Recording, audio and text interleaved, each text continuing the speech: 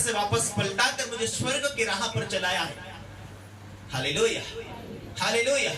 अपने विश्वास को पवित्र रखना, अपने विश्वास को परमेश्वर से जोड़ना, चंगाई ले सकते, दुष्ट आत्मा को आप निकाल सकते, परमेश्वर से आशीष मांग सकते, परमेश्वर आपको बढ़ा सकता है।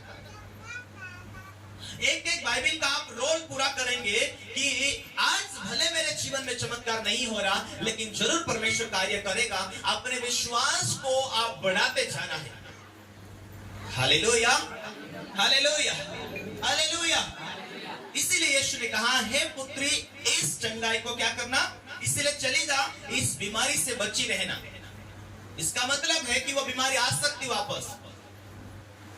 यीशु ने एक 38 वर्ष के बीमार को चंगा किया।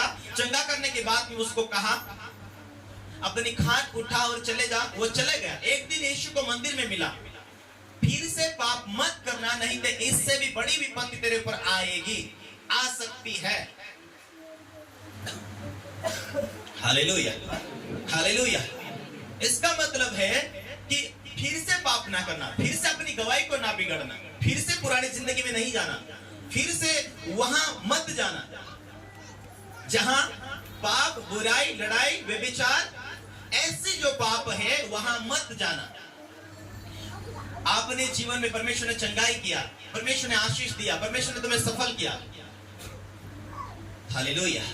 कई लोगों के जीवन में विश्वास करने के बाद, बपतिस्मा लेने के बाद में, चंगाई लेने के बाद में परमेश्वर ने सफल किया, लेकिन सारे बातों के लिए परमेश्वर को महिमा देना भूल जाते, परमेश्वर की आज्ञाकारी भूल जाते, परमेश्वर के वचनों को तोड़ देते। भजन 50 उसका 23 में कहता है, धन्यवाद का बलि चढ़ाने वाला, धन्यवाद का भेंट चढ़ाने वाला और अपने चरित्र को उत्तम रखने वालों को परमेश्वर और आगे का काम दिखाएगा, और आगे का चमत्कार करेगा, और आगे उसके जीवन को परमेश्वर सुधारेगा।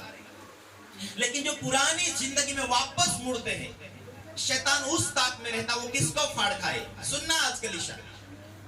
हालेलुया।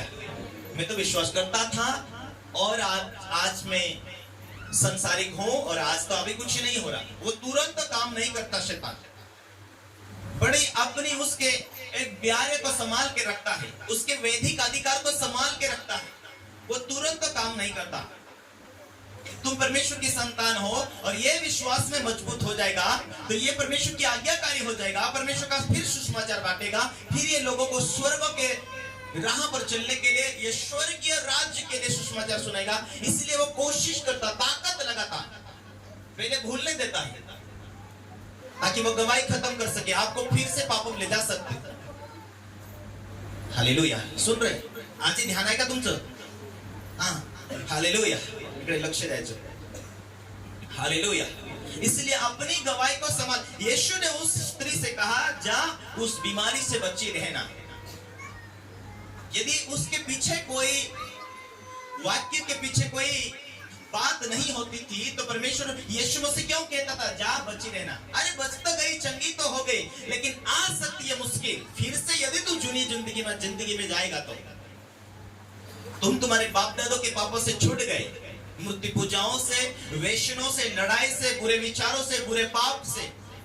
उन पापों को तुमने त्याग दिया, अपने जीवन से निकाल दिया, उस पापों को तुमने छोड़ दिया, क्योंकि परमेश्वर का प्लान तुम्हें बढ़ाने, तुम्हें सक्सेस, तुम्हें सफल करने के लिए है।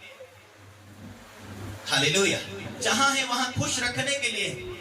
तुम स्वर्ग के नागरिक कहलाते। परमेश्वर ने कहा वचन संहिता 1:9 कि मैं तेरी रक्षा करूंगा, कोई रोग, कोई विपत्ति तेरे ऊपर नहीं आएगी, कोई मुश्किल नहीं आएगी।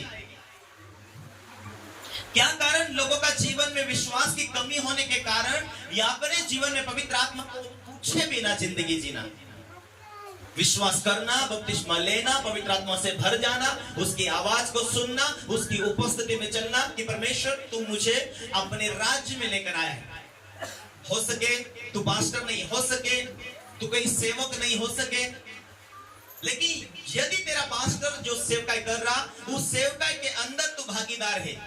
जिस रीति से शरीर के अंदर, पूरे शरीर के अंदर कितना सा अंग है, उंगली, आंख, कान, सब मिलकर एक शरीर होता है, उसी रीति से कलीसिया के हम सारे लोग मिलकर एक यीशु मसीह का देह बन जाते हैं। हर एक व्यक्ति अपने अपने व्यवसाय काम धामों के द्वारा वो परमेश्वर के राज्य से जुड़ा हुआ, परमेश्वर की सेवा से जुड़ा, परमेश्वर के राज्य के लिए वो परमेश्वर के कार्य पूरा करने के लिए जुड़ा हुआ।